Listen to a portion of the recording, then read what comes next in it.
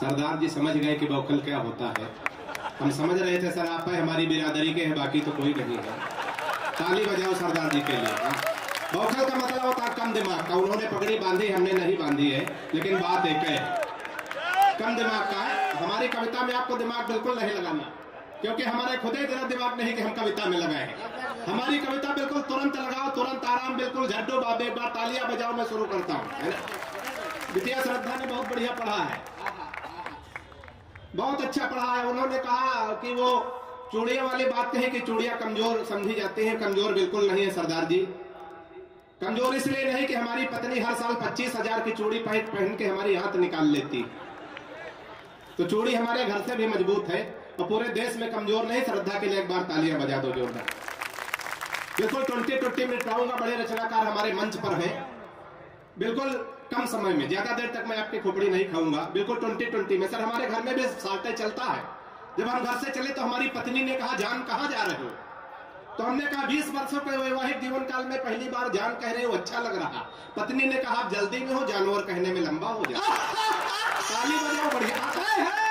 लेकिन अब हम हाथ से कभी हम कहा मानने वाले, पलट के हमने कहा रानी बहुत अच्छी लग रही हो। पत्नी ने कहा 20 वर्षों के वैवाहिक जीवन काल में पहली बार रानी कह रहे हो, अच्छा लग रहा। हमने कहा हम भी जल्दी में, नौकरानी कहने में लंबा होगा।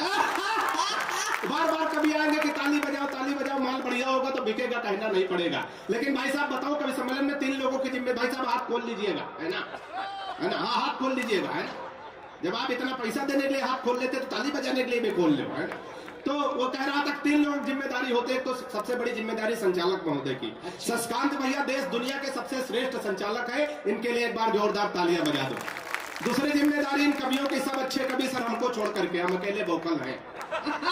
तीसरी जिम्मेदारी आप सबकी होती है। अगर एक की जिम्मेदारी न हो, कभी सम्मेलन जमने वाला नहीं।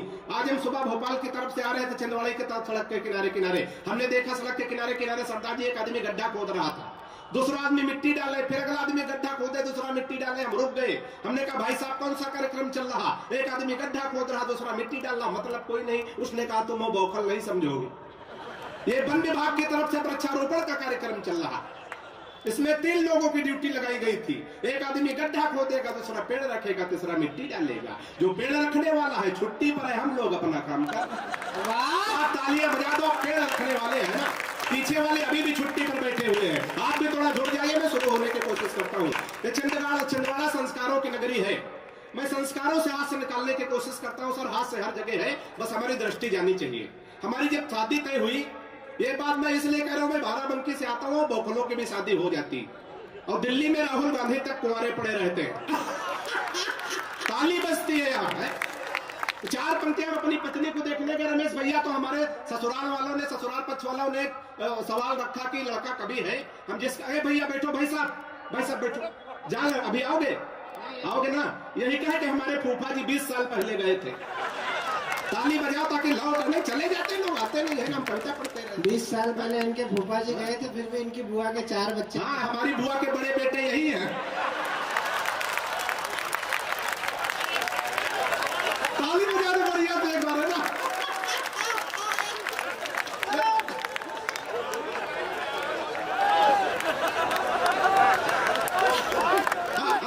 हो जाता, इतना बौखल नहीं है, मतलब थोड़ा है ना। नहीं, इस बात से तय हो गया कि पूरा खानदान पागल है।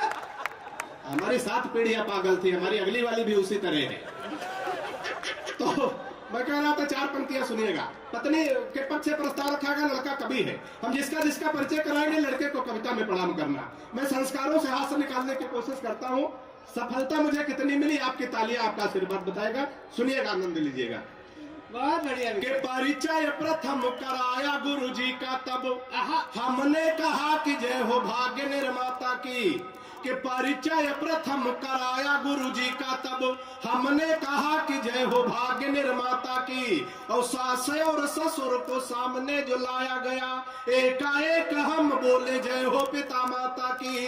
के परिचय तीसरा कराया जब साले का, तो हमने कहा कि जय हो पत्नी के भ्राता की परिचय तीसरा कराया जब साले का तो हमने कहा कि जय हो पत्नी के भ्राता की, और बिटिया दिखा के बोले गऊ जैसी बेटी मेरी, हमने कहा कि जय बोलो गऊ माता।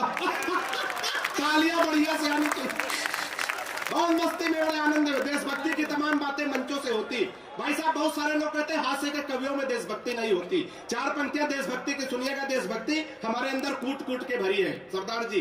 पहले हम कूटे गए हैं, उसके बाद भरी गई है। मैं उत्तर प्रदेश से आता हूँ। पड़ोसियों से हमेशा संबंध अच्छे रखने चाहिए, चाहे अपना मोहल्ला हो, चाहे गांव हो, चाहे प्रदेश हो, चाहे देश हो, कोई लड़ाई झगड़ा नहीं। मैं उत्तर प्रदेश से आता हूँ, बाबा जी की सरकार है और बुलडोजर तैयार है। इस बात को ध्यान में रखें। हंसते हंसाते देशभक्ति हो जाए तो इस छंद पे दोनों हाथ उठा के तालियां बजा के मुझे आशीर्वाद देना। सुनिएगा, हंसते हंसाते देशभक्ति का आनंद लेना। कि हिंद वाले शेर पाक जाके जो दहाड़ देंगे, गीदड़ तुम्हारे बेचारे मर जाएंगे। वाह। कि हिंद वाले शेर पाक जाके जो दहाड़ देंगे, गीदड़ तुम्हारे बेचारे मर जाएंगे। और दल एंटी रोमियो का भेज देंगे योगी जी तो सानिया के देवर कुआरे मर जाएंगे। वाह। ताली गलत जगह बजा दी, ताली वाली पंक्तियां आगे आने जा रही, बढ़िया से तालियां बजाइएगा। कि दल एंटी रोमियो का भेज देंगे योगी जी तो सानिया के देवर कुआरे मर जाएंगे। और राधे माँ जो लेकर त्रिशूल सीमा पार गई, गोदी में उठा उठा के सारे मर जाएंगे। राधे माँ जो लेकर त्रिशूल सीमा पार गई, गोदी में उठा उठा के सारे मर जाएंगे। और पाक जाके राहुल ने आंख मार दी, अगर सहबाज मियां बिन मारे मर जा। बहुत अच्छे बहुत मस्ती में बड़े आनंद में आप लोग।